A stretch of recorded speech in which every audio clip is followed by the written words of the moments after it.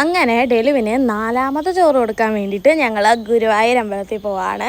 കുഞ്ഞുങ്ങൾക്ക് ചോറ് കൊടുപ്പ് എന്നൊരു ചടങ്ങ് വരുമ്പോഴേ നമ്മുടെ മനസ്സിൽ ഏറ്റവും ആദ്യം വരുമല്ലോ ഗുരുവായൂർ.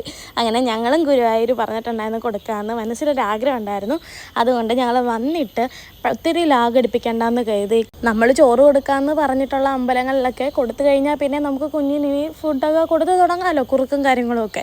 അതുകൊണ്ട് ഒട്ടും വൈകിക്കാതെ പോകാമെന്ന് കരുതി ഞങ്ങൾ 10:30യുടെ ട്രെയിനാണ് പോകുന്നത്. ഗുരുവായൂർ മുളന്തുരുത്തിൽ നിന്നാണ് ട്രെയിൻ. 10:30ക്കാണ് വരുന്നത്. പക്ഷേ ട്രെയിൻ നല്ല രീതിയിൽ ലേറ്റായി. ഒരു 11 മണിയോടാണ് ട്രെയിൻ വന്നത്. അപ്പം ഞങ്ങൾ മാത്രമുള്ളായിരുന്നു ആ ഒരു സമയത്ത് റെയിൽവേ സ്റ്റേഷനിൽ, വേറെ ആരുമില്ല. അങ്ങനെ 11 മണിയൊക്കെ ആയപ്പോഴത്തേക്ക് ട്രെയിൻ വന്നു. അത്യാവശ്യം നല്ല തിരക്കായിരുന്നു ട്രെയിനിൽ. ഞങ്ങൾക്ക് റിസർവ് ചെയ്യാൻ പറ്റിയില്ല ടിക്കറ്റ്. അപ്പോൾ പിന്നെ ജനറൽ വേണമായിരുന്നു പോകാൻ വേണ്ടി. അങ്ങനെ ഞങ്ങൾ പോയി. ഞങ്ങൾ ട്രെയിനിൽ കയറിയ സമയത്ത് ഞങ്ങൾക്കിരിയുള്ള സീറ്റുണ്ട്, എന്നാൽ പോലും ഒരു തിരക്കുണ്ടായിരുന്നു ട്രെയിനിൽ. അവധി ദിവസം ആയതുകൊണ്ടാണ് ഒന്നും കൂടി തിരക്കുണ്ടായിരുന്നത്. എങ്കിൽ പോലും എറണാകുളത്ത് ജംഗ്ഷനൊക്കെ എത്തിയപ്പോഴത്തേക്ക് ഒരുവിധം എല്ലാ ആൾക്കാരും ഇറങ്ങിയായിരുന്നു. പിന്നെ ഞങ്ങൾക്ക് നല്ല സുഖമായിട്ടിരുന്ന് പോകാൻ പറ്റി. നല്ല വിശാലതയിലായിരുന്നു. പിന്നെ എവിടെ പോയാലും നമുക്ക് മാമുണ്ണണമല്ലോ. അങ്ങനെ കുറച്ച് ചിപ്സും കാര്യങ്ങളൊക്കെ വാങ്ങിച്ചു വെച്ചു. അങ്ങനെ അതൊക്കെ കഴിച്ചു. അങ്ങനെ ഞങ്ങളൊരു 2 മണി കഴിഞ്ഞപ്പോഴത്തേക്ക് ഗുരുവായൂരെത്തി. പിന്നെ നേരെ ഞങ്ങൾ പെട്ടിയൊക്കെ എടുത്ത് കുഞ്ഞൊക്കെ ആയിട്ട് വെളിയിലിറങ്ങി. ഇനി ഫ്രണ്ടിലോട്ട് പോകണമെങ്കിൽ കുറച്ച് നടക്കണമായിരുന്നു. അങ്ങനെ ഞങ്ങൾ നടന്നു. പിന്നെ കുറേ പേരുള്ളത് കൊണ്ട് രസത്തിലങ്ങ് നടന്നു.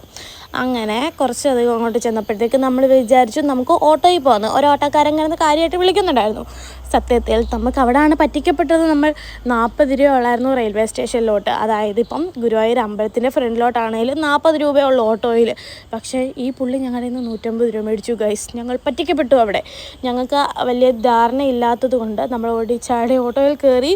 തിരിച്ചു വന്നപ്പോഴാണ് നമുക്ക് 40 രൂപയുള്ളൂ അവിടെ വരെ എന്ന് സത്യമായ കാര്യം നമ്മൾ തിരിച്ചറിഞ്ഞത്. ഓക്കെ, അങ്ങനെ ഓട്ടോയിലൊക്കെ കയറി നമ്മൾ വടക്കേ നടയിലാണ് ചെന്നിറങ്ങിയത്. കാരണം നമുക്ക് അവിടെ ആയിരുന്നു റൂമുള്ളത്. അവിടെ റൂം എടുക്കാൻ കാരണം എന്ന് വെച്ചാൽ നമുക്ക് നമ്മൾ താമസിക്കുന്നിടത്ത് ഒന്ന് നോക്കിക്കഴിഞ്ഞാൽ അമ്പലത്തിന് അവിടോട്ട് കാണാൻ തിരക്കും കാര്യങ്ങളും അറിയാം. പിന്നെ പെട്ടെന്ന് നമുക്ക് അമ്പലത്തിൽ ചോറ് കൊടുക്കാൻ വേണ്ടിയിട്ട് കയറാൻ പറ്റും. അപ്പോൾ അത്രയും ഡിസ്റ്റൻസ് ഗ്യാപ്പിലായിരുന്നു നമ്മൾ താമസിക്കുന്നിടമുള്ളത്.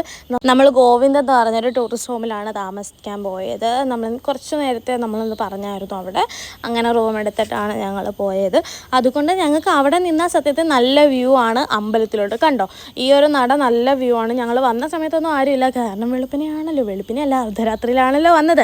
അങ്ങനെ പിന്നെ ഞങ്ങൾ നേരെ ബാഗൊക്കെ കൊണ്ടുവച്ചു, ലഗേജൊക്കെ കൊണ്ടുവച്ചിട്ട് കുറച്ചൊന്ന് റെസ്റ്റൊക്കെ എടുത്തിട്ട് ഞങ്ങൾ തിരിച്ച് കുഞ്ഞിന് ചോറ് കൊടുപ്പിനുള്ള രസീത് എടുക്കാൻ വേണ്ടിയിട്ട് വന്നു.